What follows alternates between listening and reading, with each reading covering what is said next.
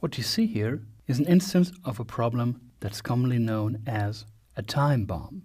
A time bomb is an infection in the code that's just waiting to explode into your face as a failure. Here's something that's definitely wrong, and it's in there and it's sleeping. It can be there for millions of cycles. Only when it's being accessed or processed, that's when the time bomb explodes. And this is hard to debug because you have to figure out where the time bomb originally was planted and set. That's where assertions save the day. An assertion prohibits time bombs by checking whether the data is sane at the very moment it is being stored. When we are creating a time object, we could, for instance, use assertions to make sure that the arguments actually are all within specified ranges. For instance, we could say the hour must mean between 0 and 23. At the same time, we give a hint to the user that time uses 24-hour format. We also want to make sure that the minutes and the seconds are within the proper ranges, between 0 and 59 respectively. This special syntax you see over here is a specialty of Python, which allows to coerce multiple comparisons into one.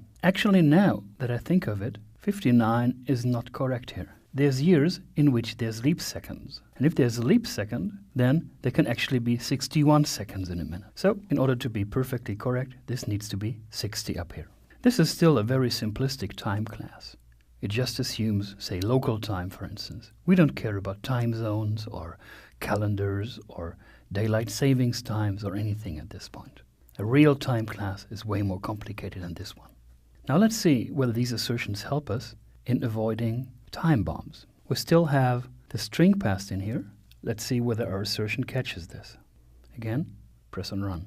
And see, as we put in 2 minutes after midnight as a string, the assertion fails because the string is not between the values of 0 and 23.